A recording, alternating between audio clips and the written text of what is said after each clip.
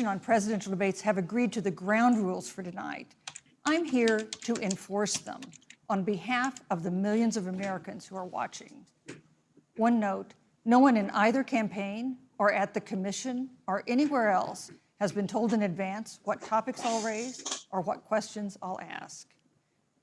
This 90-minute debate will be divided into 9 segments of about 10 minutes each. I'll begin a segment by posing a question to each of you, sometimes the same question, sometimes a different question on the same topic. You will then have 2 minutes to answer without interruption by me or the other candidate. Then we'll take 6 minutes or so to discuss the issue. At that point, although there will always be more to say, we'll move on to the next topic. We want a debate that is lively, but Americans also deserve a discussion that is civil. These are tumultuous times, but we can and will have a respectful exchange about the big issues facing our nation. Let's begin with the ongoing pandemic that has cost our country so much. Senator Harris, the coronavirus is not under control. Over the past week, Johns Hopkins reports that 39 states have had more COVID cases over the past 7 days than in the week before. 9 states have set new records. Even if a vaccine is released soon, the next administration will face hard choices. What would a Biden administration do in January and February that a Trump administration wouldn't do? Would you impose new lockdowns for businesses and schools and hotspots? A federal mandate to wear masks? You have 2 minutes to respond without interruption. Thank you, Susan.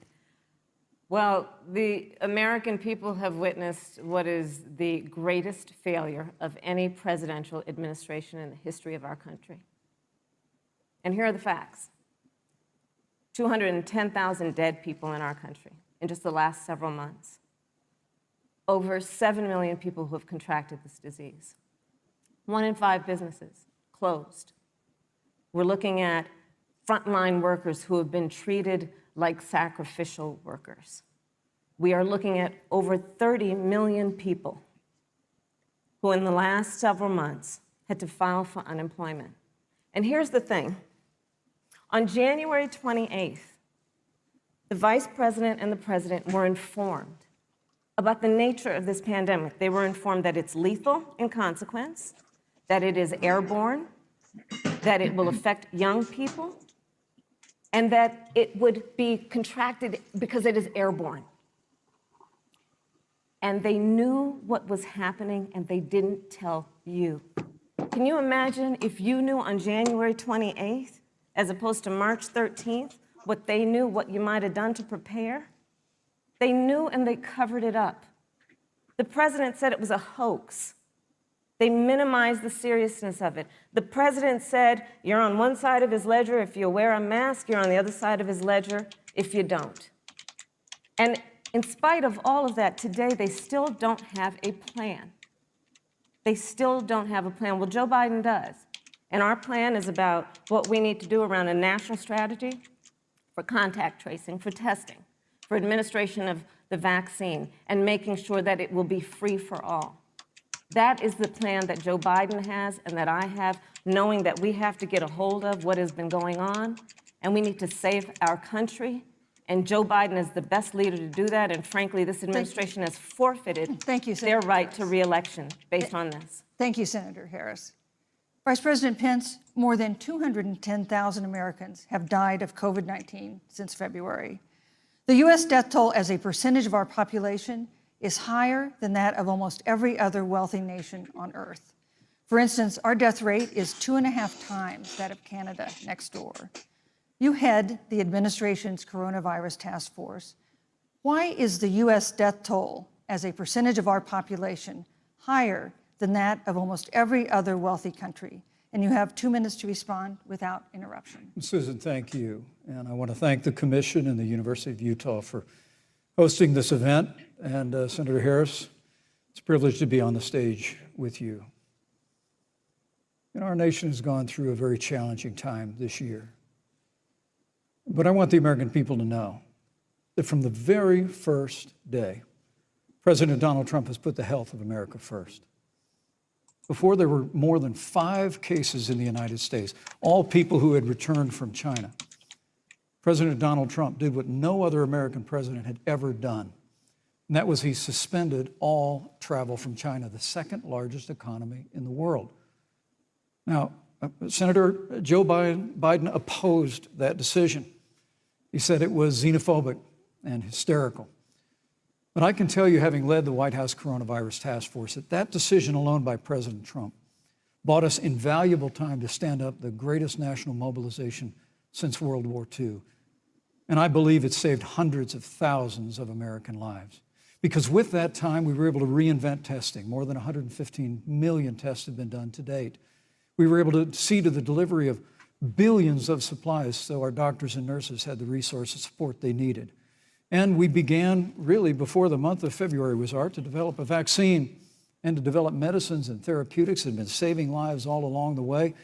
And under President Trump's leadership, Operation Warp Speed, we believe we'll have literally tens of millions of doses of a vaccine before the end of this year. The reality is, when you look at the Biden plan, it reads an awful lot like what President Trump and I and our task force have been doing every step of the way. I mean, quite frankly, when I look at their plan that talks about advancing testing, creating new PPE, developing a vaccine, it looks a little bit like plagiarism, which is something Joe Biden knows a little bit about. And I think the American people know that this is a president who has put the health of America first, and the American people, I believe with my heart, can be proud of the sacrifices they have made. It's saved countless American lives. Senator Harris, would you like to respond? Absolutely. Whatever the vice president is claiming the administration has done, clearly it hasn't worked. When you're looking at over 210,000 dead bodies in our country, American lives that have been lost, families that are grieving that loss. And you know, the vice president is the head of the task force and knew on January 28th how serious this was. And then thanks to Bob Woodward, we learned that they knew about it. And then when that was exposed, the vice president said, when asked, well, why didn't y'all tell anybody? He said, because the president wanted people to remain calm. Well, let's get but Susan, this is important. I want to add, Mr. Vice President, I'm speaking. I'm speaking. Yeah, you can have 15 more seconds, and then we'll give the vice president a chance to respond. So I want to ask the American people, how calm were you when you were panicked about where you're going to get your next roll of toilet paper? How calm were you when your kids were sent home from school and you didn't know when they could go back? How calm were you when your children couldn't see your parents because you were afraid they could kill them? Let's give Vice President Pence a chance to respond. Vice President Pence, you have 1 minute to respond. You know, there's not a day gone by that I haven't thought of every American family that's lost a loved one. And I want all of you to know that you'll always be in our hearts and in our prayers. But when you say what the American people have done over these last 8 months hasn't worked, that's a great disservice to the sacrifices the American people have made. The reality, if I may finish, Senator, the reality is Dr. Fauci said everything that he told the president in the Oval Office, the president told the American people. Now, President Trump, I will tell you, has boundless confidence in the American people, and he always spoke with confidence that we'd get through this together. But when you say it hasn't worked, when Dr. Fauci and Dr. Birx and our medical experts came to us in the second week of March, they said if the president didn't take the unprecedented step of shutting down roughly half of the American economy, that we could lose 2.2 million Americans. Now, that's the reality. Thank you. They also said to us, if we did everything right, Susan, we could still lose more than 200,000 Americans. Vice President Now, one Pence, life lost is too many, Susan. But the American people, I believe, deserve credit for the sacrifices that they have made, putting the health of their family and their neighbors first, our doctors, our nurses, our first responders. Thank you, Vice President Pence. And I'm going to speak up on behalf of what the American people have done. Vice President Pence, you were in the front row in a Rose Garden event 11 days ago, at what seems to have been a super spreader event for senior administration and congressional officials. No social distancing, few masks, and now a cluster of coronavirus cases among those who were there. How can you expect Americans to follow the administration's safety guidelines to protect themselves from COVID when you at the White House have not been doing so? Well, the American people have demonstrated over the last 8 months that when given the facts, they're willing to put the health of their families and their neighbors and people they don't even know first. And President Trump and I have great confidence in the American people and their ability to take that information and put it into practice. In the height of the epidemic, when we were losing a heartbreaking number of 2,500 Americans a day, we surged resources to New Jersey and New York and New Orleans and Detroit. We told the American people what needed to be done, and the American people made the sacrifices. When the outbreak in the Sun Belt happened this summer, again, Americans stepped forward. But the reality is the work of the President of the United States goes on. A vacancy on the Supreme Court of the United States has come upon us, and the President introduced Judge Amy Coney Barrett. Thank you, Vice President At Pence. that, if I may say, that Rose Garden event, there's been a great deal of speculation about it. My wife Karen and I were there and honored to be there. Many of the people who were at that event, Susan, actually were tested for coronavirus, and it was an outdoor event, which all of our scientists regularly and routinely advise. The difference here is President Trump and I trust the American people to make choices in the best interest of their health. Joe Biden and Kamala Harris consistently talk about mandates, and not just mandates with the coronavirus, but a government takeover of health care, Thank you, the Vice Green New President Deal, all government control. We're about freedom and respecting the freedom of the American people. Let's talk about respecting the American people. You respect the American people when you tell them the truth. You respect the American people when you have the courage Which we've to be a always leader done. speaking of those things that you may not want people to hear, but they need to hear so they can protect themselves. But this administration stood on information that if you had as a parent, if you had as a worker knowing you didn't have enough money saved up, and now you're standing in a food line because of the ineptitude of an administration that was unwilling to speak the truth to the American people. So let's talk about caring about the American people. The American people have had to sacrifice far too much because of the incompetence of this administration. It is asking too much of the people. Susan, we talked about Vice It is President asking too much of the people. Look- That they would not be equipped with the information they need to help themselves to protect Susan, their the parents President- and No, their I'm children. sorry. Kamala Harris, Senator Harris, I'm sorry. It's fine, I'm Kamala. No, you're Senator Harris to me.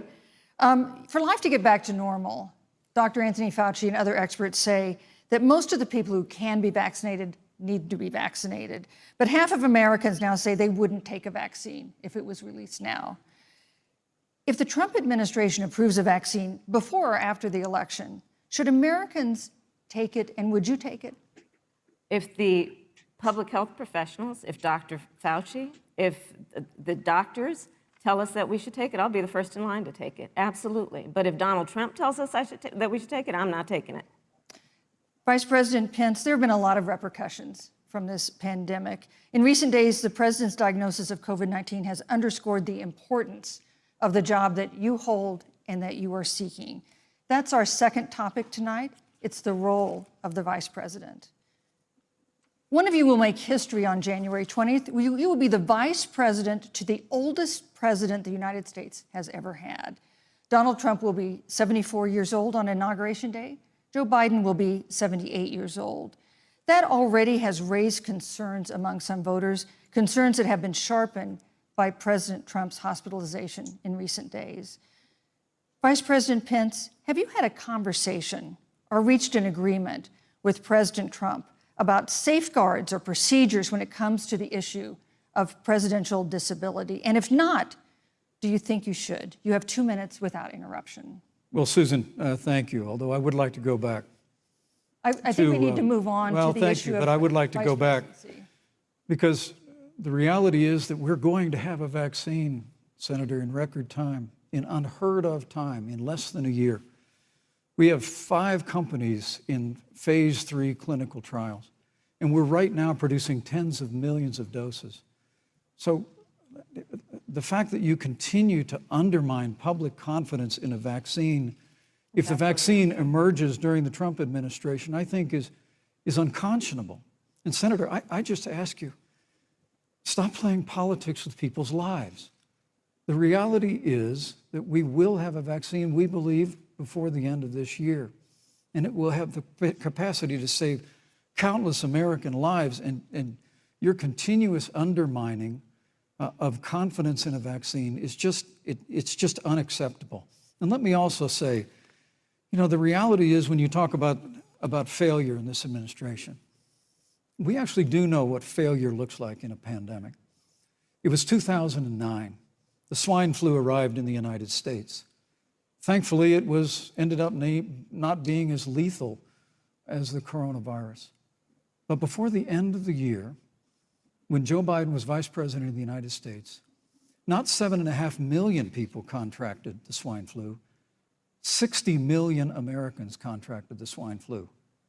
If the swine flu had been as lethal as the coronavirus, in 2009, when Joe Biden was vice president, we would have lost 2 million American lives. His own chief of staff, Ron Klain, would say last year that it was pure luck that they did, quote, everything possible wrong. And we learned from that. They left the strategic national stockpile empty. They left an empty and hollow plan, but we still learned from it. And I think the American people, I'm going to say again, can be proud of what we have done.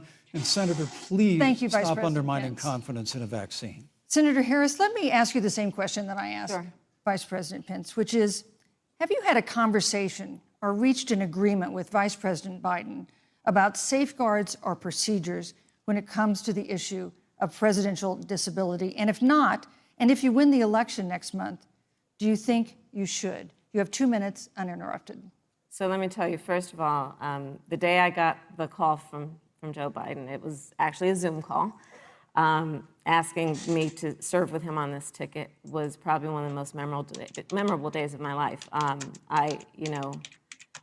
thought about my mother, who came to the United States at the age of 19, gave birth to me at the age of 25 at Kaiser Hospital in Oakland, California. And the thought that I'd be sitting here right now, I know would make her proud, and she must be looking down on this. You know, Joe and I were raised in a very similar way.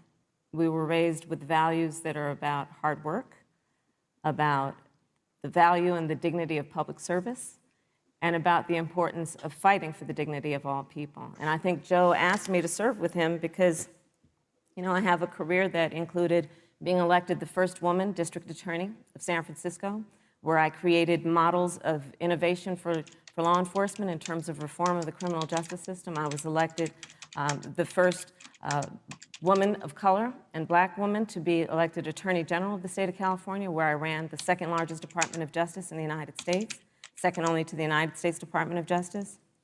And there I took on everything from transnational criminal organizations to the big banks that were taking advantage of homeowners to for-profit colleges that were taking advantage of veterans. And then, of course, now I serve in the United States Senate as only the second black woman ever elected to the United States Senate. I serve on the Senate Intelligence Committee, where I've been in regular receipt of classified information about threats to our nation and hotspots around the world. I've traveled the world. I've met with our soldiers in war zones. And I think Joe has asked me to serve with him because he knows that we share a purpose which is about lifting up the American people. And after the 4 years that we have seen of Donald Trump unifying our country around our common values and principles. Thank you, Senator Harris. You know, neither President Trump nor Vice President Biden has released the sort of detailed health information that had become the modern norm until the 2016 election. And in recent days, President Trump's doctors have given misleading answers or refused to answer basic questions about his health. And my question to each of you in turn is this information voters deserve to know? Vice President Pence, would you like to go first? Well, Susan, thank you. And let me say, on behalf of the President and the First Lady, how moved we've all been by the outpouring of prayers and concern for the President.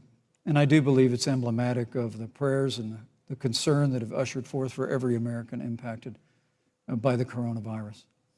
But the care the President received at Walter Reed Hospital, the White House doctors, was exceptional. And the transparency that they practiced all along the way will continue. The American people have a right to know about the health and well-being of their President, and will continue to do that. But I'm just extremely grateful and was more than a little moved by the broad and bipartisan support. And Senator, I want to thank you and Joe Biden for your expressions of genuine concern. And I also want to congratulate you, as I did on that phone call, on the historic nature of your nomination. Thank you. I never expected to be on this stage 4 years ago, so I know the feeling. But the reality is we've got an election before the American people in the midst of this challenging year. And the stakes have never been higher, but I think the choice has never been clearer. I want to give Senator Harris a chance to respond to the same question I asked, which is, do voters have a right to know more detailed health information about presidential candidates and especially about presidents, especially when they're facing some kind of challenge? Absolutely, and that's why Joe Biden has been so incredibly transparent, and certainly by contrast, the president has not, both in terms of health records, but also let's look at taxes. We now know, because of great investigative journalism, that Donald Trump paid $750 in taxes. When I first heard about it, I literally said, "You mean $750,000?" And it was like, no, $750.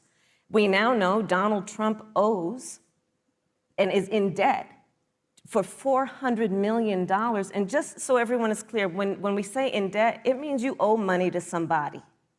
And it'd be really good to know who the President of the United States, the Commander-in-Chief, owes money to, because the American people have a right to know what is influencing the President's decisions. And is he making those decisions on the best interest of the American people, of you, or self-interest? So, Susan, I'm glad you asked about transparency, because it has to be across the board. Joe has been incredibly transparent over many, many years.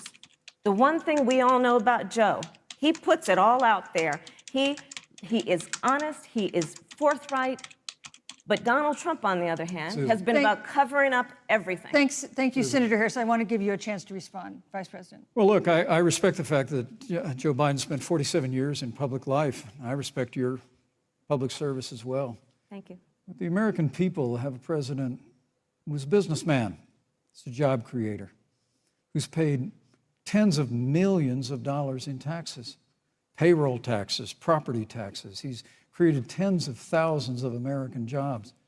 And the president said those public reports are not accurate. And the president's also released literally stacks of financial disclosures the American people can review just as the law allows. But the distinction here is that Joe Biden, 47 years in public service, compared to President Donald Trump, who brought all of that experience 4 years ago. Thank you, Vice and President. turned this economy around by cutting taxes, rolling back regulation, unleashing American energy, fighting for free and fair trade, and all of that's on the line if Joe Biden and Kamala Harris. You know, that's a good segue into our third topic, which is about the economy. This has been another aspect of life for Americans that's been so affected by this coronavirus. We have a jobs crisis brewing. On Friday, we learned that the unemployment rate had declined to 7.9% in September, but the job growth had stalled, and that was before the latest round of layoffs and furloughs in the airline industry at Disney and elsewhere. Hundreds of thousands of discouraged workers have stopped looking for work. Nearly 11 million jobs that existed at the beginning of the year haven't been replaced. Those hardest hit include Latinos, Blacks, and women. Senator Harris, the Biden-Harris campaign has proposed new programs to boost the economy, and you would pay for that new spending by raising $4 trillion in taxes on wealthy individuals and corporations. Some economists warn that could curb entrepreneurial ventures that fuel growth and create jobs. Would raising taxes put the recovery at risk? And you have 2 minutes to answer uninterrupted. Thank you. On the issue of the economy, I think there couldn't be a more fundamental difference between Donald Trump and Joe Biden. Joe Biden believes you measure the health and the strength of America's economy based on the health and the strength of the American worker and the American family. On the other hand, you have Donald Trump, who measures the strength of the economy based on how rich people are doing, which is why he passed a tax bill benefiting the top 1% and the biggest corporations of America, leading to a $2 trillion deficit that the American people are going to have to pay for. On day one, Joe Biden will repeal that tax bill. He'll get rid of it. And what he'll do with the money is invest it in the American people. And through a plan that is about investing in infrastructure, something that Donald Trump said he would do. I remember hearing about some infrastructure week. I don't think it ever happened. But Joe Biden will do that. He'll invest in infrastructure. It's about upgrading our roads and bridges, but also investing in clean energy and renewable energy. Joe is going to invest that money in what we need to do around innovation. There was a time when our country believed in science and invested in research and development so that we were an innovation leader on the globe. Joe Biden will use that money to invest in education. So, for example, for folks who want to go to a 2-year community college, it will be free. If you come from a family that makes less than $125,000, you'll go to a public university for free. And across the board, we'll make sure that if you have student loan debt, it's cut by $10,000. That's how Joe Biden thinks about the economy, which is it's about investing in the people of our country as opposed to passing a tax bill, which had the benefit of letting American corporations go offshore to do their business. Thank you, You're Senator welcome. Harris. Vice President Pence, your administration has been predicting a rapid and robust recovery, but the latest economic report suggests that's not happening. Should Americans be braced for an economic comeback that is going to take not months, but a year or more? You have 2 minutes to answer, uninterrupted. When President Trump and I took office, America had gone through the slowest economic recovery since the Great Depression. Because when Joe Biden was vice president, they tried to tax and spend and regulate and bail our way back to a growing economy. President Trump cut taxes across the board. Despite what Senator Harris says, the average American family of 4 had $2,000 in savings in taxes. And with the rise in wages that occurred, most predominantly for blue-collar, hardworking Americans, the average household income for a family of 4 increased by $4,000 following President Trump's tax cuts. But America, you just heard Senator Harris tell you, on day one, Joe Biden's going to raise your taxes. It's really remarkable to think, Susan.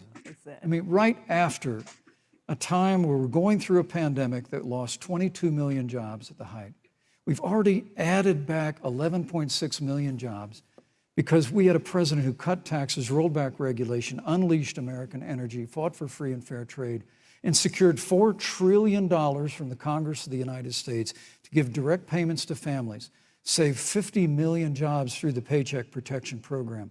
We literally have spared no expense to help the American people and the American worker through this. Joe Biden and Kamala Harris want to raise taxes. They want to bury our economy under a $2 trillion Green New Deal, which you were one of the original co-sponsors of in the United States Senate. They want to abolish fossil fuels and ban fracking, which would cost hundreds of thousands of American jobs all across the heartland. And Joe Biden wants to go back to the economic surrender to China, that when we took office, half of our international trade deficit was with China alone. And Joe Biden wants to repeal all of the tariffs that President Trump put into effect to fight for American jobs and American workers. Joe Biden says democracy's on the ballot. Make no mistake about it, Susan. The American economy, the American comeback is on the ballot with 4 more years of growth and opportunity, 4 more years of President Donald Trump. 2021 is going to be the biggest economic year in the history of this country. Thank you, Vice President Pence. Senator Harris. Well, I mean, I thought we saw enough of it in last week's debate, but I think this is supposed to be a debate based on fact and truth. And the truth and the fact is Joe Biden has been very clear. He will not raise taxes on anybody who makes less than $400,000 a year. He said he's going to repeal the Trump tax cuts. Mr. Vice President, I'm speaking. Well, wait. I'm speaking. It'd be important if you said the truth.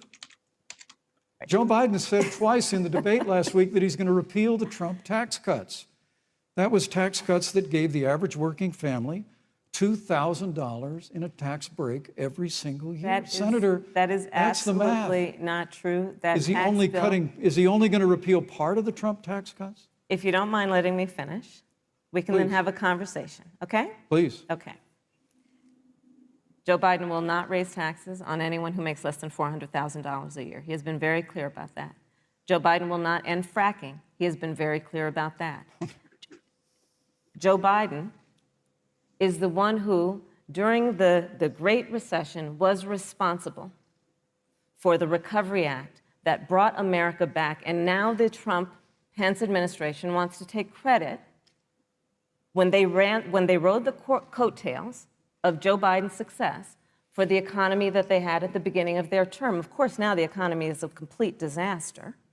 But Joe Biden, on the one hand, did that. On the other hand, you have Donald Trump, who has reigned over a recession that is being compared to the Great Depression. On the one hand, you have Joe Biden, who was responsible with President Barack Obama for the Affordable Care Act, which brought health care to over 20 million Americans and protected people with pre-existing conditions. And what it also did is it saved those families who otherwise were going bankrupt because of hospital bills they could not afford. On the other hand, you have Donald Trump, who's in court right now, trying to get rid of the Affordable Care Act, which means that you will lose protections if you have pre-existing conditions. And this is very important, Susan. Yes, and it's but important. we need to give Vice President. I'd just like to, he interrupted me, and I'd like to just finish, please.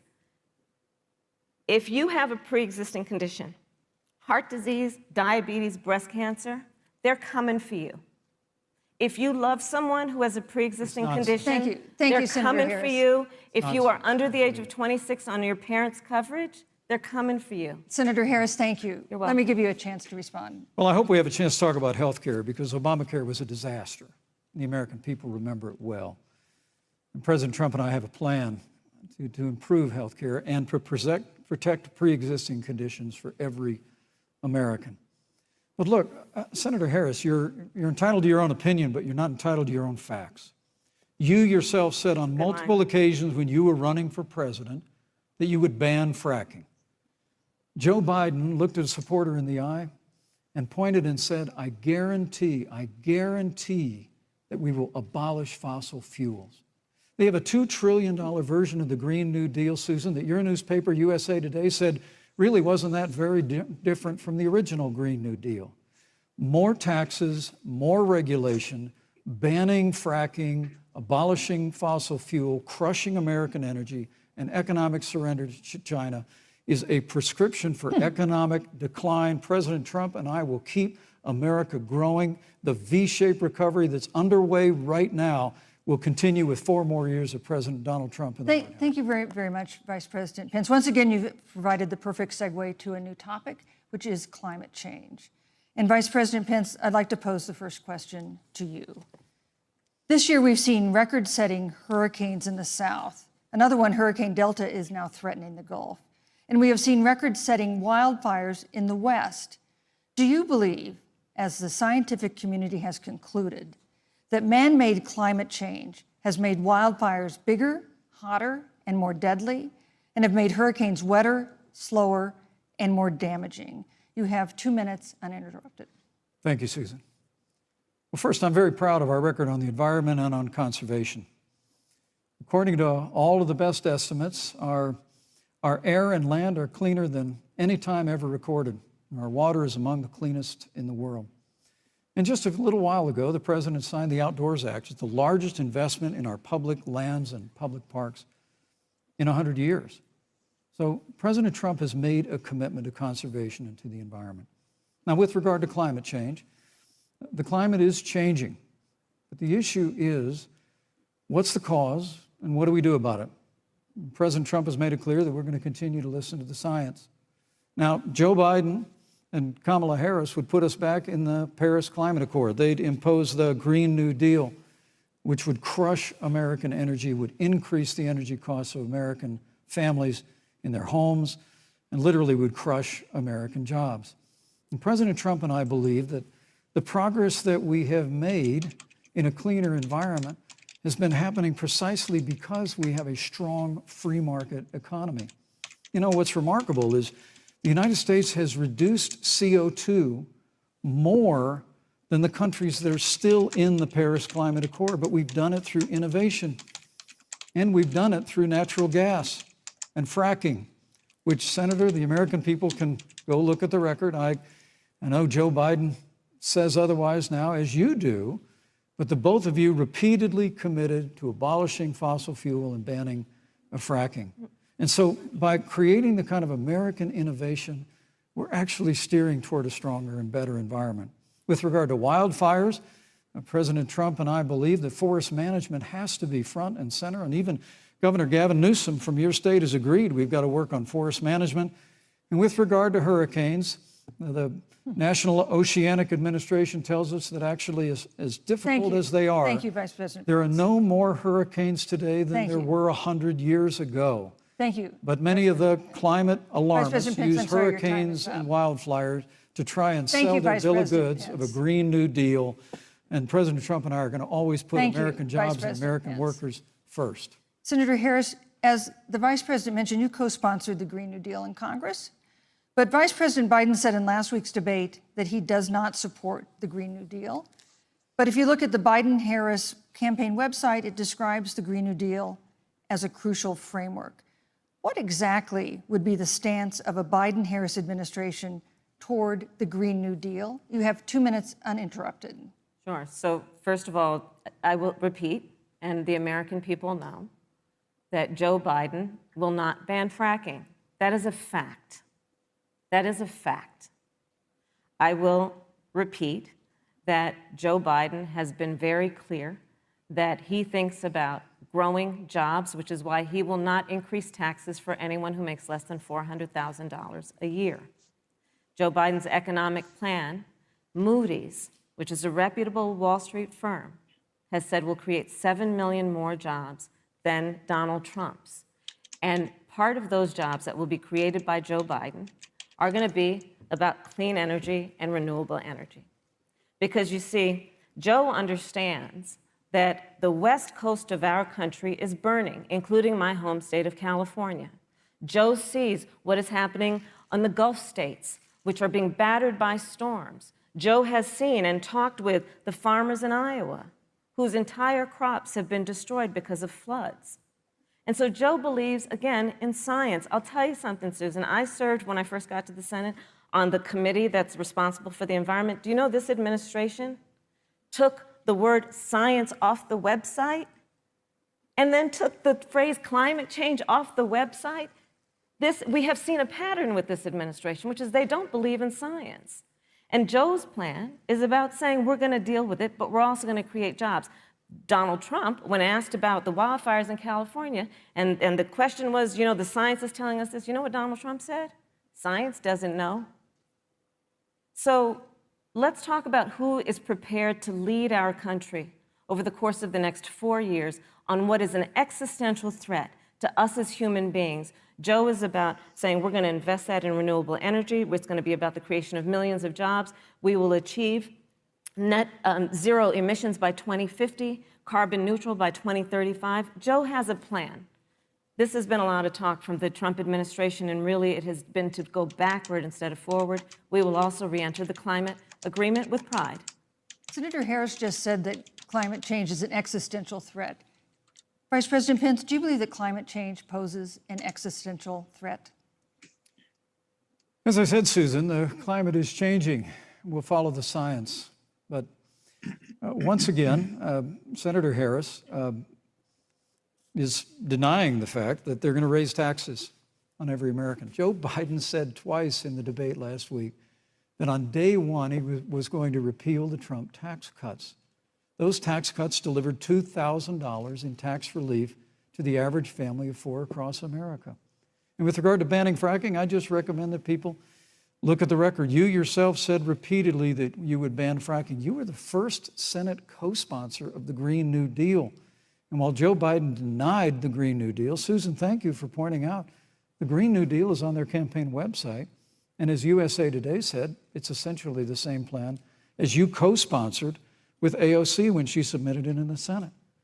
And you just heard the senator say that she's going to resubmit America to the Paris Climate Accord. Look, the American people have always cherished our environment. We'll continue to cherish it. We've made great progress reducing CO2 emissions through American innovation and the development of natural gas through fracking. We don't need a massive $2 trillion Green New Deal that would impose all new mandates on American businesses and American families. Thank you. Joe Biden wants us to retrofit 4 million American business buildings. It makes no sense. It will cost jobs. President Trump is going to put America first. He's going to put jobs first, and we're going to take care of our environment and follow the science. Thank you, But on the issue of jobs, Senator Harris. let's talk about that. The vice president earlier referred to, as part of what he thinks is an accomplishment, the president's trade war with China. You lost that trade war. You lost it. What ended up happening is because of a so-called trade war with China, America lost 300,000 manufacturing jobs. Farmers have experienced bankruptcy because of it. We are in a manufacturing recession because of it.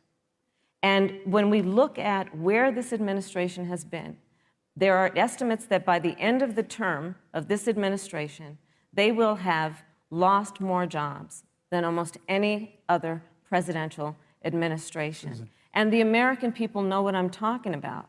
You know, I think about 20-year-olds. You know, we have a 20-year-old, a 20-something-year-old, who are coming out of high school and college right now, and you're wondering, is there going to be a job there for me?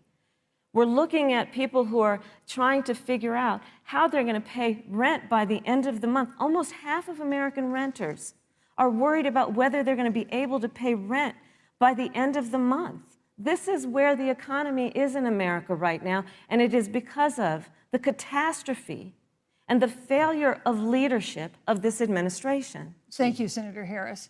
Vice President Pence, let me give you just 15 seconds to respond, because then I want to move on to Well, I'd love to respond. Look, lost the trade war with China. Joe Biden never fought it. Joe Biden has been a cheerleader for communist China through over the last several decades. And again, Senator Harris, you're entitled to your opinion. You're not entitled to your own facts. When Joe Biden was vice president, we lost 200,000 manufacturing jobs, and President Obama said they were never coming back. He said we needed a magic wand to bring them back. In our first 3 years after we cut taxes, rolled back regulation, unleashed American energy, this administration saw 500,000 manufacturing jobs created. And that's exactly the kind of growth we're going to continue to see as we bring our nation through this pandemic.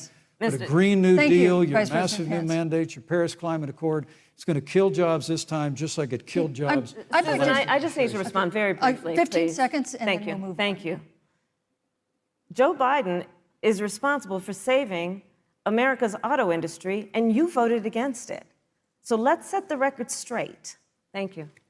I'd like to talk about China. We have, as our next topic, we have no more complicated or consequential foreign relationship than the one with China. It is a huge market for American agricultural goods. It's a potential partner in dealing with climate change in North Korea. And in a video tonight, President Trump again blamed it for the coronavirus, saying China will pay. Vice President Pence, how would you describe our fundamental relationship with China? Competitors, adversaries, enemies? You have 2 minutes. Thank you, Susan. Well, before I leave that, let me speak to voting records if I can. You know, everybody knows that NAFTA cost literally thousands of American factories to close. We saw automotive jobs go south of the border. President Trump fought to renegotiate NAFTA. And the United States-Mexico-Canada agreement is now the law of the land. American people deserve to know Senator Kamala Harris was one of only 10 members of the Senate to vote against the USMCA. It was a huge win for American auto workers. It was a huge win for American farmers, especially dairy in the upper Midwest. But Senator, you said it didn't go far enough on climate change, that you put your radical environmental agenda ahead of American auto workers and ahead of American jobs. The American people deserve to know that. Is probably why Newsweek magazine said that Kamala Harris was the most liberal member of the United States Senate in 2019, more liberal than Bernie Sanders, more liberal than any of the others in the United States Senate. So now, with regard to China, look, Susan, first and foremost, China is to blame for the coronavirus. And President Trump is not happy about it. He's made that very clear, made it clear again today. China and the World Health Organization did not play straight with the American people. They did not let our personnel into China to get information on the coronavirus until the middle of February. Fortunately, President Trump, in dealing with China from the outset of this administration, standing up to China that had been taking advantage of America for decades in the wake of Joe Biden's cheerleading for China, President Trump made that decision before the end of January to suspend all travel from China. And again, the American people deserve to know Joe Biden opposed President Trump's decision to suspend all travel from China. He said it was hysterical. He said it was Thank you, Vice xenophobic. President Pence. But President Trump has Vice President stood Pence, up your to time is China. up. We're going to continue to stand strong. Thank you, Vice President Pence. We want to improve the relationship, but we're going to level the playing field, and we're going to hold Vice President China Pence. accountable for what they did to America with the coronavirus. Thank you. Senator Harris, let me ask you the same question that I asked the Vice President. How would you describe our fundamental relationship with China? Are we competitors, adversaries, enemies? You'll have 2 minutes uninterrupted. Susan, the Trump administration's perspective and approach to China has resulted in the loss of American lives, American jobs, and America's standing. There's a weird obsession that President Trump has had with getting rid of whatever accomplishment was achieved by President Obama and Vice President Biden. For example, they created within the White House an office that basically was responsible for monitoring pandemics. They got rid of it. Not true. There was a team of disease experts that President Obama and Vice President Biden dispatched to China to monitor what is now predictable and what might happen. They pulled them out. We now are looking at 210,000 Americans who have lost their lives. Let's look at the job situation. We mentioned before the trade deal, the trade war, they wanted to call it, with China.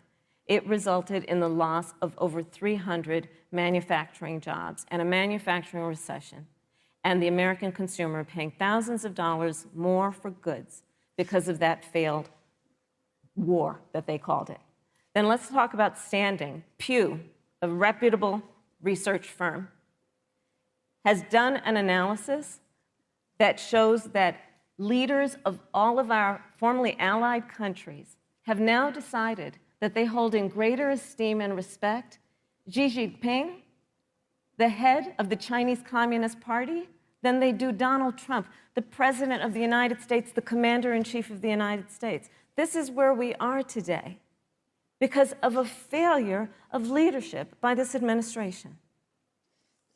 Senator Harris, we've seen changes in the role of the United States in terms of global leadership over the past 4 years. And of course, times do change. What's your definition? We've seen strains with China, of course, as the Vice President mentioned. We've seen strains with our traditional allies in NATO and elsewhere. What is your definition of the role of American leadership in 2020?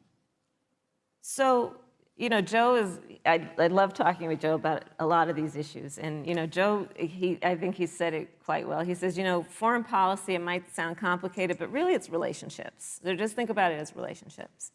And so we know this in our personal and professional relationships. You got to keep your word to your friends. You got to be loyal to your friends. People who've stood with you, got to stand with them. You got to know who your adversaries are and keep them in check. But what we have seen with Donald Trump is that he has betrayed our friends and embraced dictators around the world. Let's take, for example, Russia. So, I serve on the Intelligence Committee of the United States Senate.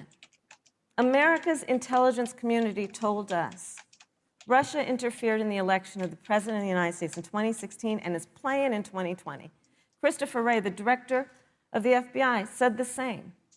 But Donald Trump, the Commander-in-Chief of the United States of America, prefers to take the word of Vladimir Putin over the word of the American intelligence community.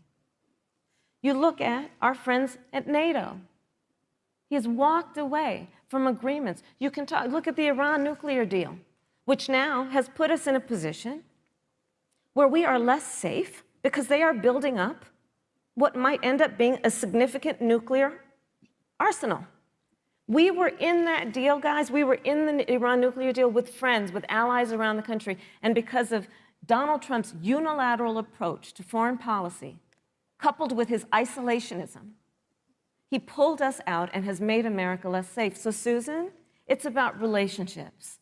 And the thing that has always been part of the strength of our nation, in addition to our great military, has been that we keep our word. But Donald Trump doesn't understand that because he doesn't understand what it means to be honest. Thank you, Senator Harris. Vice President Pence, let me give you a chance to respond. Well, thank you. Well, President Trump kept his word when we moved the American embassy to Jerusalem, the capital of the state of Israel. When Joe Biden was vice president, they promised to do that, and they never did. We've stood strong with our allies, but we've been demanding. NATO is now contributing more to our common defense than ever before, thanks to President Trump's leadership. We've strengthened our alliances across the Asia-Pacific, and we've stood strong against those who would do us harm. You know, when President Trump came into office, ISIS had captured an area of the Middle East the size of Pennsylvania.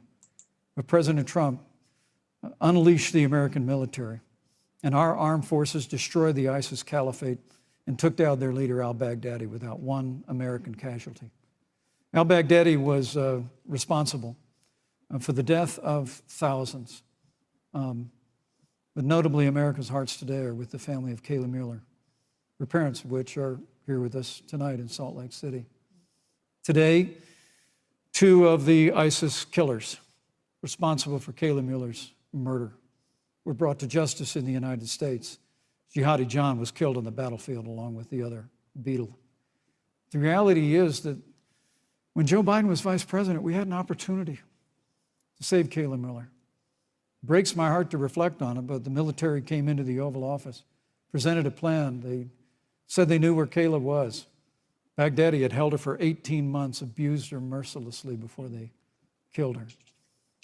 But when Joe Biden was vice president, they hesitated for a month. And when armed forces finally went in, it was clear she'd been moved 2 days earlier. And her family says with a heart that broke the heart of every American that if President Donald Trump had been president, they believe Kayla would be alive today. Thank you, Vice Look, President. we destroyed the ISIS caliphate.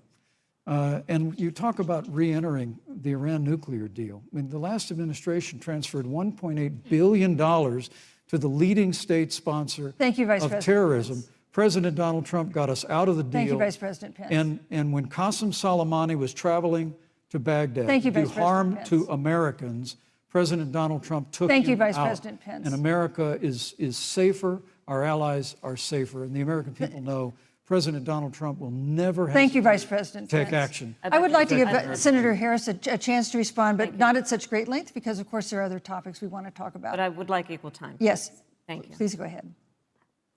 First of all, to the Mueller family, I know about your daughter's case, and I'm so sorry. I'm so sorry. What happened to her is awful, and it should have never happened. And I know Joe feels the same way. And I know that President Obama feels the same way. But you mentioned Soleimani. Let's start there. So after the strike on Soleimani, there was a counter strike on our troops in Iraq. And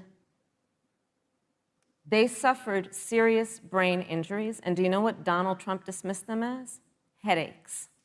And this is about a pattern of Donald Trump's, where he has referred to our men who are serving in our military as suckers and losers. Donald Trump, who went to Arlington Cemetery and stood above the graves of our fallen heroes and said, what's in it for them? Because of course, you know, he only thinks about what's in it for him. Let's take what he said about John McCain, a great American hero. And Donald Trump says he doesn't deserve to be called a hero because he was a prisoner of war. And this is very important when you want to talk about who is the current commander-in-chief and what they care about and what they don't care about. Public reporting that Russia had bounties on the heads of American soldiers. And you know what a bounty is? It's somebody puts a price on your head and they will pay it if you are killed. And Donald Trump had talked at least 6 times to Vladimir Putin and never brought up the subject. Joe Biden would never do that. Thank you. Joe Biden would, but Joe Biden would hold Russia to account for any threat to our nation's security or to our troops who are sacrificing their lives for the sake of our democracy and our safety. Thank you, Senator Harris. This is such an important issue, but we have other important issues as well. And Susan, I want to make respond sure to we that. have a chance I really have to talk about respond to that. I'm- Look, she has 15 seconds because Well, I gotta we're have trying more to than keep. that. Look. Well, I'm sorry, but Vice President Look, Pence, you've had more time than she's had so far. The slanders against President Donald Trump regarding men and women of our armed forces are absurd. I'm sorry, Vice My President son Pence. is a captain in the United Yes. States Marine Corps. My son-in-law is deployed in the United States Navy. I can assure all of you, with sons and daughters serving in our military, President Donald Trump not only respects but reveres all of those who serve in our armed forces, and any suggestion otherwise is ridiculous.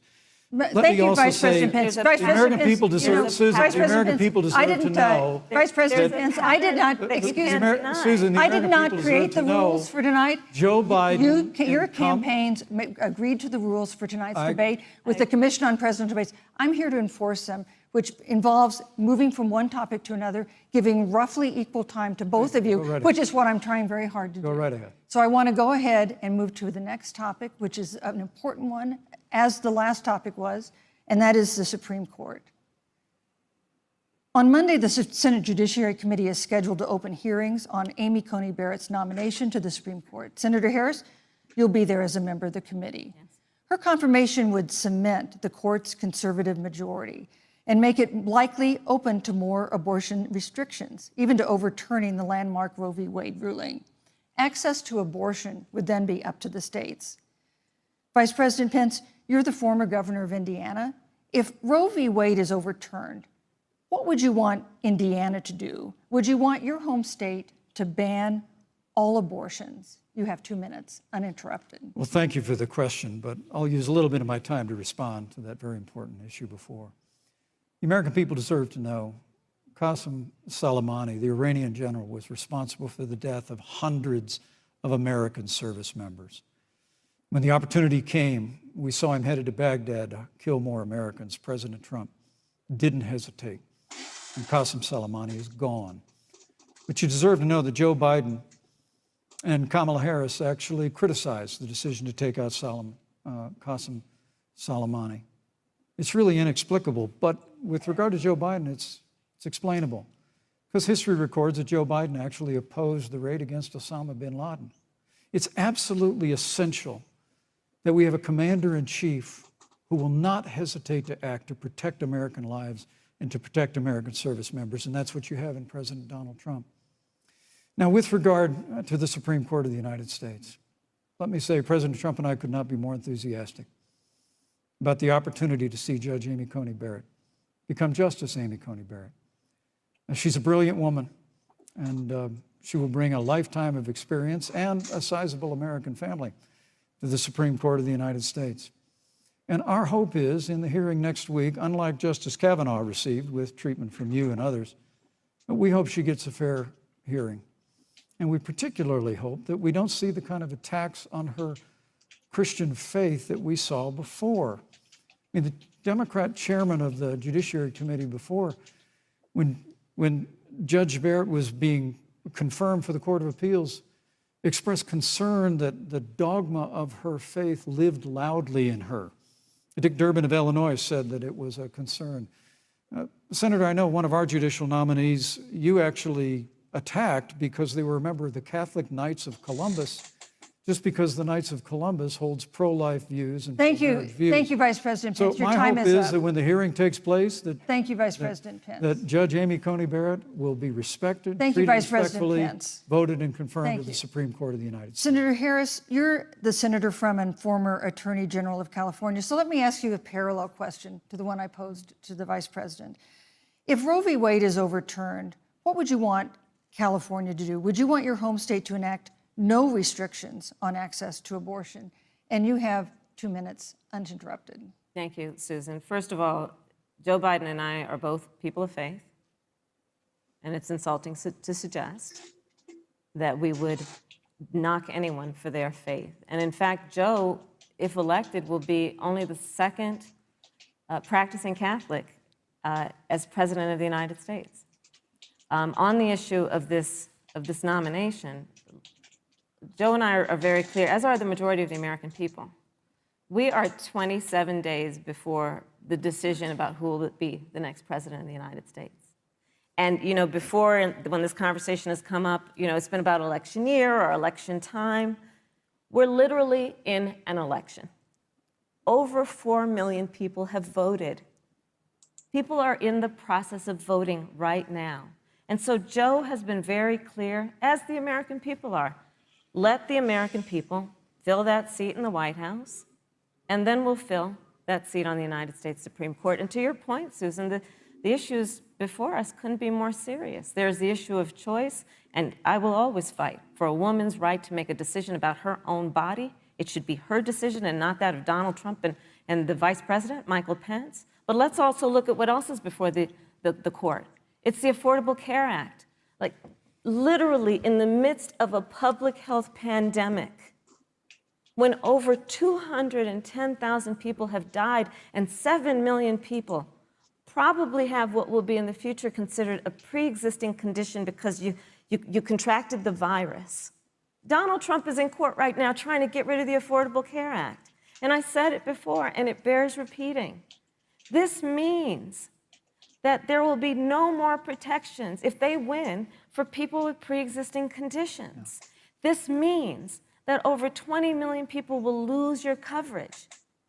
It means that if you're under the age of 26, you can't stay on your parents' coverage anymore. And here's the thing. The contrast couldn't be more clear. They're trying to get rid of the Affordable Care Act. Joe Biden is saying, let's expand coverage. Let's give you a choice of a public option or private coverage. Let's bring down premiums. Thank you, Senator Let's Harris. lower Medicare eligibility to 60. Thank you, Senator. That's true Harris. leadership. You know, you mentioned earlier, Vice President Pence, that the president was committed to maintaining protections for people with pre-existing conditions.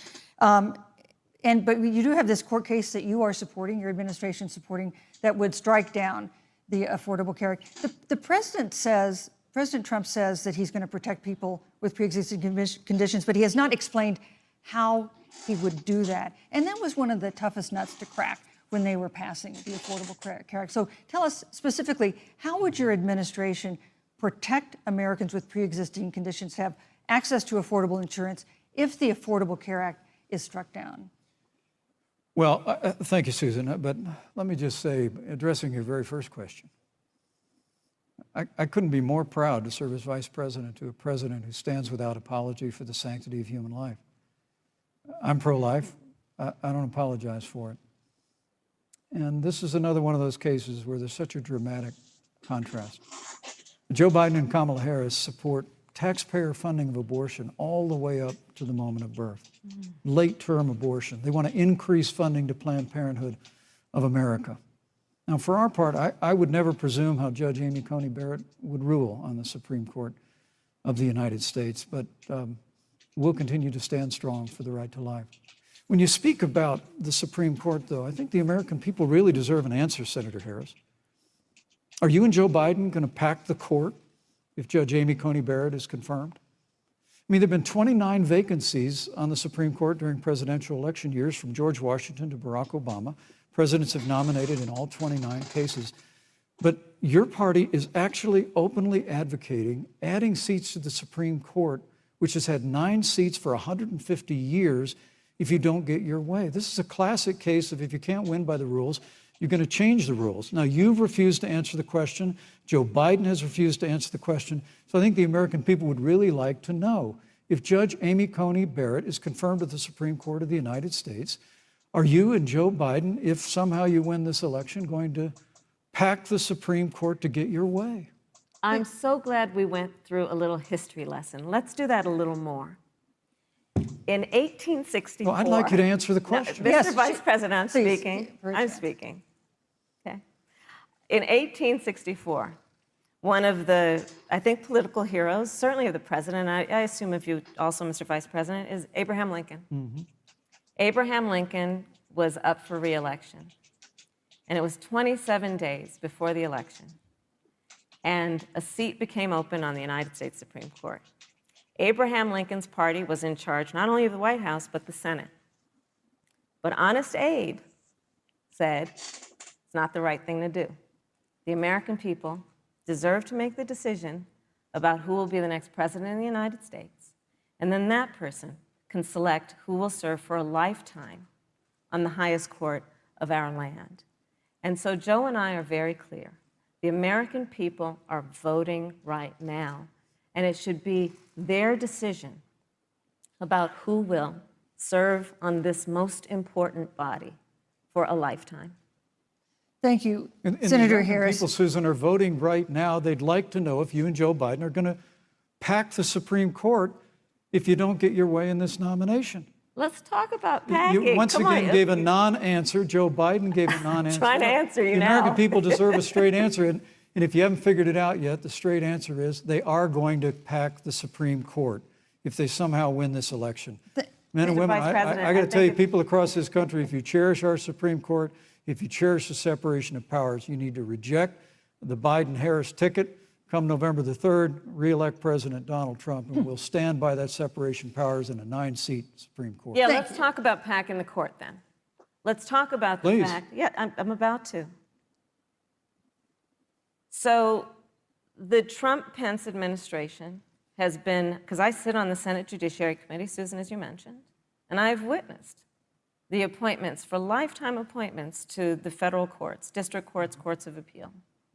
People who are purely ideological, people who have been reviewed by legal professional organizations and found to have been not competent, are substandard. And do you know that of the 50 people who President Trump appointed to the Court of Appeals for lifetime appointments, not one is black? This is what they've been doing. You want to talk about packing a court? Let's have that discussion. All right, thank you. Thank you, Senator. Let's go on and talk about the issue of racial justice. I just want the record to reflect she never answered the question. So Thank maybe you. the next debate, Joe Biden will answer the question. Thank you. But I think Thank the you. American people know the answer. Thank you, Vice President. In March, Breonna Taylor, a 26-year-old emergency room technician in Louisville, was shot and killed after police officers executing a search warrant in a narcotics investigation broke into her apartment. The police said they identified themselves. Taylor's boyfriend said he didn't hear them do that. He used a gun registered to him to fire a shot, which wounded an officer. The officers then fired more than 20 rounds into the apartment. They say they were acting in self-defense. None of them have been indicted in connection with her death. Senator Harris, in the case of Breonna Taylor, was justice done? You have 2 minutes. I don't believe so. And I've talked with Breonna's mother, Tamika Palmer, and her family. And her family deserves justice. She was a beautiful young woman. She had as her life goal to become a nurse, and she wanted to become an EMT to first learn what's going on out on the street so she could then become a nurse and save lives. And her life was taken unjustifiably and tragically and violently. And it brings me to, you know, the 8 minutes and 46 seconds that America witnessed, during which an American man was tortured and killed under the knee of an armed, uniformed police officer. And people around our country of every race, of every age, of every gender, perfect strangers to each other, marched shoulder to shoulder, arm in arm, fighting for us to finally achieve that ideal of equal justice under law. And I was a part of those peaceful protests. And I believe strongly that, first of all, we are never going to condone violence, but we always must fight for the values that we hold dear, including the fight to achieve our ideals. And that's why Joe Biden and I have said on this subject, look, and I'm a former career prosecutor. I know what I'm talking about. Bad cops are bad for good cops. We need reform of our policing in America and our criminal justice system, which is why Joe and I will immediately ban chokeholds and carotid holds. George Floyd would be alive today if we did that. We will require a national registry for police officers who break the law. We will, on the issue of criminal justice reform, get rid of private prisons and cash bail, and Thank we you. will decriminalize marijuana, and Thank we you, will Senator Harris. we will expunge the records of those who have Thank you, been Senator convicted Harris. of marijuana. This is Thank the you, time Senator for Harris. leadership on a tragic issue Senator Harris, of your time is unarmed up. black people in America who Thank have you, been Senator killed. Harris. Vice President Pence, let me pose the same question to you. In the case of Breonna Taylor, was justice done? You have 2 minutes uninterrupted. Well, our heart breaks for the loss of any innocent American life. And the family of Breonna Taylor has our sympathies. But I trust our justice system, a grand jury that refused the evidence.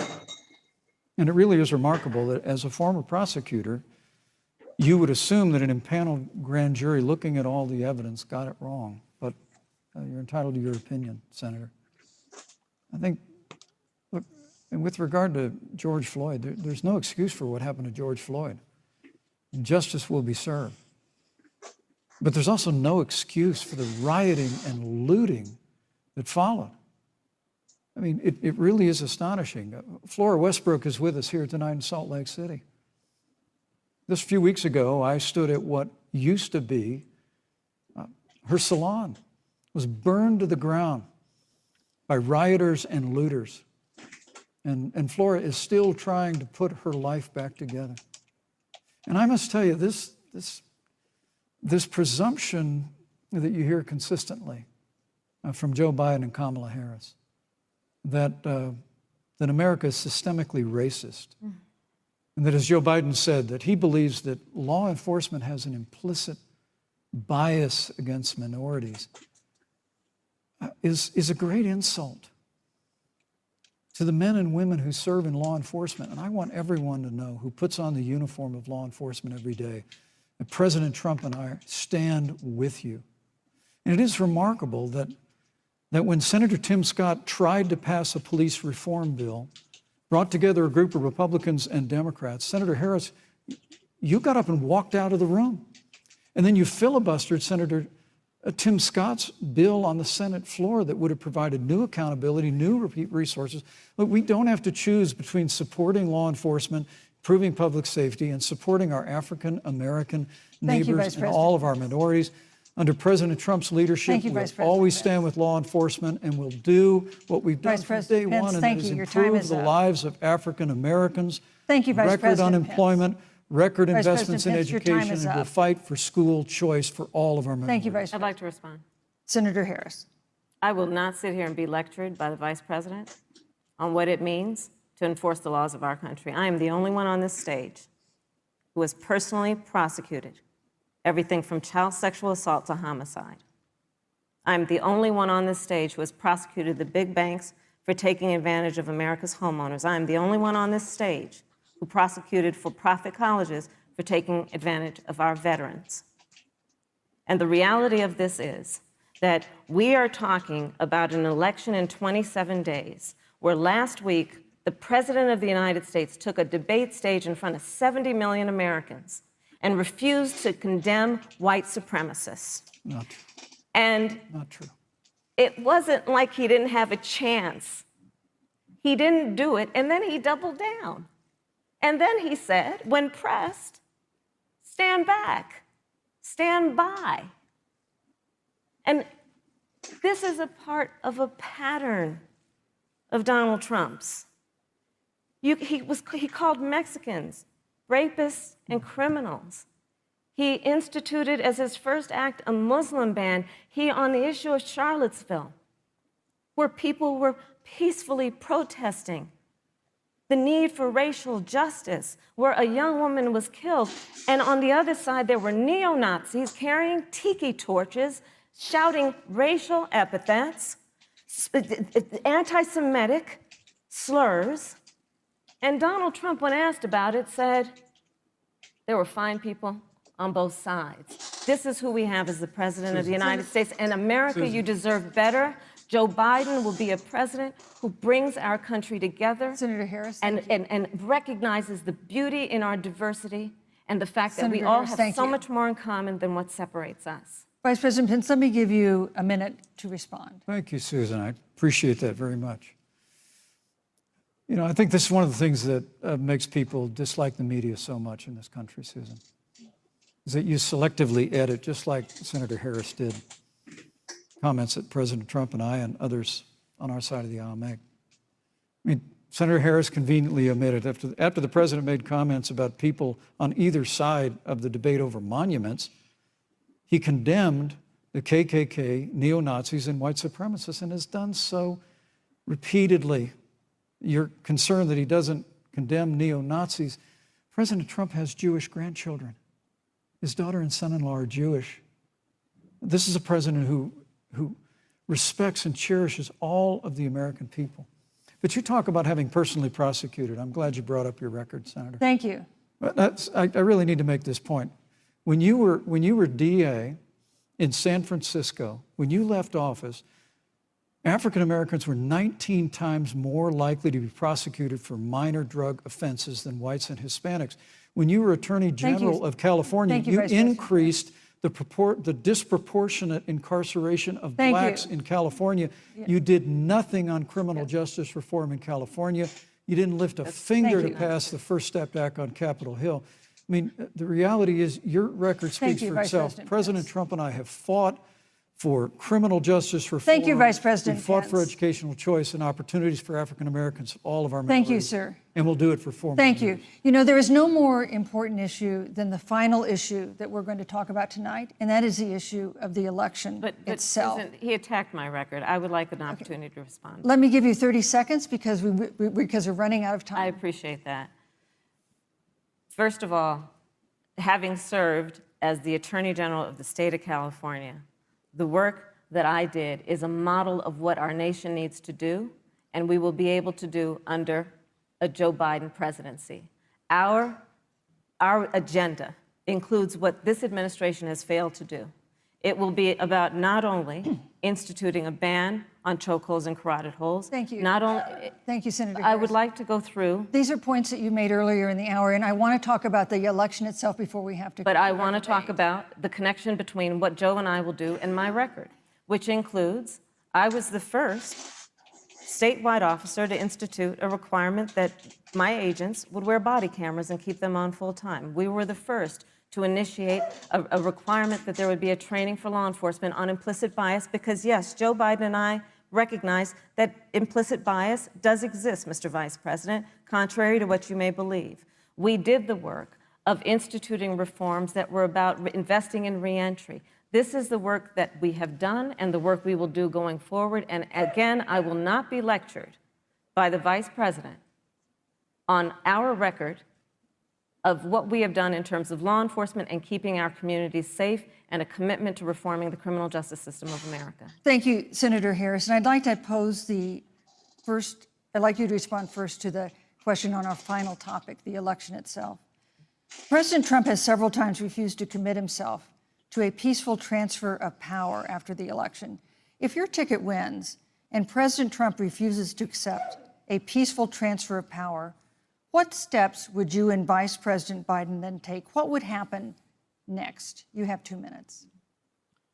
So I'll tell you, Joe and I are, I think, particularly proud of the coalition that we've built around our campaign. We probably have one of the broadest coalitions of folks that you've ever seen in a presidential race. Of course, we have the support of Democrats, but also independents and Republicans. In fact, 7 members of President George W. Bush's cabinet are supporting our ticket. We have the support of Colin Powell, Cindy McCain, John Kasich, over 500 generals, retired generals, and former national security experts and advisors are supporting our campaign. And I believe they are doing that because they know that Joe Biden has a deep, deep-seated commitment to fight for our democracy and to fight for the integrity of our democracy and to bring integrity back to the White House. And so we believe in the American people. We believe in our democracy. And here's what I'd like to say to everybody. Vote. Please vote. Vote early. Come up with a plan to vote. Go to iwillvote.com. You can also go to joebiden.com. We have it within our power in these next 27 days to make the decision about what will be the course of our country for the next 4 years. And it is within our power, and if we use our vote and we use our voice, we will win. And we will not let anyone subvert our democracy with what Donald Trump has been doing, as he did on the debate stage last week, when again in front of 70 million people, he openly attempted to suppress the vote. Joe Biden, on the other hand, on that same debate stage, because clearly Donald Trump doesn't think he can run on a record because it's a failed record, Joe Biden on that stage said, hey, just please vote. So I'll repeat what Joe said. Please vote. Thank you, Senator. Vice President Pence, President Trump has several times refused to commit himself to a peaceful transfer of power after the election. If Vice President Biden is declared the winner and President Trump refuses to accept a peaceful transfer of power, what would be your role and responsibility as Vice President? What would you personally do? You have 2 minutes. Well, Susan, first and foremost, I think we're going to win this election. Because while Joe Biden and Kamala Harris rattle off a long litany of the establishment in Washington, D.C., an establishment that Joe Biden's been a part of for 47 years, President Donald Trump has launched a movement of everyday Americans from every walk of life. And I have every confidence that those same Americans that delivered that historic victory in 2016, they see this president's record where we rebuild our military, we revived our economy through tax cuts and rolling back regulation, fighting for fair trade, unleashing American energy. We appointed conservatives to our federal courts at every level. And we stood with the men and women of law enforcement every single day. And I think that movement of Americans has only grown stronger in the last 4 years. But when you talk about accepting the outcome of the election, I must tell you, Senator, your party has spent the last 3.5 years trying to overturn the results of the last election. It's amazing. When Joe Biden was vice president of the United States, the FBI actually spied on President Trump and my campaign. I mean, there were documents released this week that the CIA actually made a referral to the FBI documenting that those allegations were coming from the Hillary Clinton campaign. And of course, we've all seen the avalanche, what you put the country through for the better part of 3 years, until it was found that there was no obstruction, no collusion, case closed. And then, Senator Harris, you and your colleagues in the Congress tried to impeach the President of the United States over a phone call. And now Hillary Clinton has actually said to Joe Biden that in her words, under no circumstances should he concede the election. So let me just say, I think we're going to win this election. President Trump and I are fighting every day in courthouses to prevent Joe Biden and Kamala Harris from changing the rules and creating this universal mail-in voting that will create a massive opportunity for voter fraud. And we have a free and fair election. We know we're going to have confidence in it. And I believe in all my heart that President Donald Trump's going to be reelected for 4 more years. You know, I've written all the questions that I've asked tonight, but for the final question of the debate, I'd like to read a question that someone else wrote. The Utah Debate Commission asked students in the state to write essays about what they would like to ask you. And I want to close tonight's debate with the question posed by Brecklin Brown. She's an 8th grader at Springville Junior High in Springville, Utah. And here's what she wrote, quote, "When I watch the news, all I see is arguing between Democrats and Republicans. When I watch the news, all I see is citizen fighting against citizen. When I watch the news, all I see are 2 candidates from opposing parties trying to tear each other down. If our leaders can't get along, how are the citizens supposed to get along?" And then she added, "Your examples could make all the difference to bring us together," end quote. So to each of you in turn, I'd like you to take 1 minute and respond to Brecklin. Vice President Pence, you have 1 minute. Brecklin, it's a wonderful question. And let me just commend you for taking an interest in public life. I started following the news when I was very young. And in America, we believe in a free and open exchange of debate. And we celebrate that. And it's how we've created literally the freest and most prosperous nation in the history of the world. But I would tell you that don't assume that what you're seeing on your local news networks is synonymous with the American people. You know, I look at the relationship between Justice Ruth Bader Ginsburg, the late justice who we just lost from the Supreme Court, and the late Justice Antonin Scalia. They were on polar opposites on the Supreme Court of the United States, one very liberal, one very conservative. But what's been learned since her passing was the two of them and their families were the very closest of friends. I mean, here in America, we can disagree. We can debate vigorously, as Senator Harris and I have on this stage tonight. But when the debate is over, we come together as Americans. And that's what people do in big cities and small towns all across this country. So I just want to encourage you, Brecklin. I want to tell you that we're going to work every day to have government as good as our people. And the American people each and every day love a good debate. We love a good argument. But we always come together and are always there for one another. Thank you, in Vice times of President. need. And we've especially learned that Thank you, through Mr. the Vice President. difficulties of this year. Senator Harris, what would you say to Brecklin? First of all, I love hearing from our young leaders. And when I hear her words, when I hear your words, Brecklin, I know our future is bright because it is that perspective on who we are and who we should be that is a sign of leadership and is something we should all aspire to be. And that, that brings me to Joe. Joe Biden, one of the reasons that Joe decided to run for president is after Charlottesville, which we talked about earlier. It so troubled him and upset him like it did all of us, that there was that kind of hate and division. What propelled Joe to run for president was to see that over the course of the last 4 years, what Brecklin described has been happening. Joe has a long-standing reputation of working across the aisle and working in a bipartisan way. And that's what he's going to do as president. Joe Biden has a history of lifting people up and fighting for their dignity. You have to know Joe's story to know that Joe has known pain, he has known suffering, and he has known love. And so, Brecklin, when you think about the future, I do believe the future is bright. And it will be because of your leadership, and it will be because we fight for each person's voice through their vote, and we get engaged in this election because you have the ability through your work and through eventually your vote Thank you, to Senator determine Harris. the future of our country and what its leadership looks like. Thank you, Senator Harris. Thank you, Vice President Pence. Thank you so much for being with us tonight. We want to thank also the University of Utah for its hospitality, and most of all, our thanks to all the Americans who watched this debate tonight. Again, our best wishes for a quick recovery to President Trump, the First Lady, and everyone who is battling COVID-19.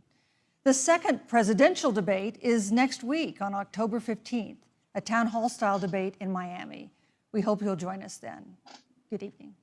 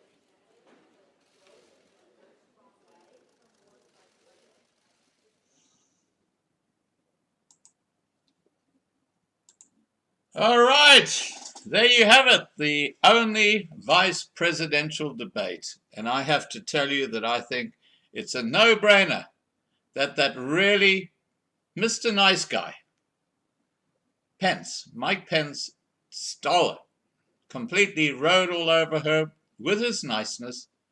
And it's going to be a very interesting thing to see how the fake news in America, yeah, I'm talking about CNN. We know all about CNN. They are so fake. They don't know which side is up. But of course, they're getting their instructions from you know who, the New World Order.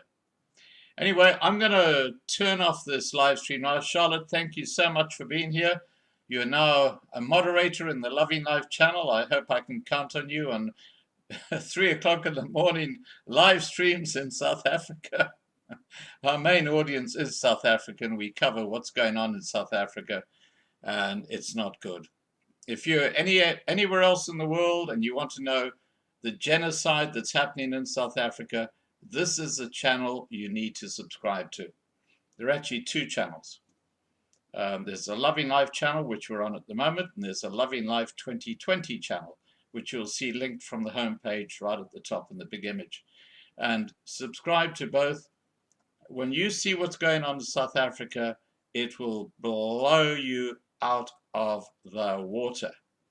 Not being recorded by the fake mainstream media internationally. It's quite disgusting. All right, guys, I'm going to shut this down now. Thank you so much for being part of our little coverage. We will be covering the other debates, the presidential debates. And please take care, be safe. And for those of you in South Africa, I pray for you because I know how torrid life is under this corrupt gangster ANC government. Cheers, guys. I'll leave the side chat open for a couple of minutes so you guys can just chat. Bye for now.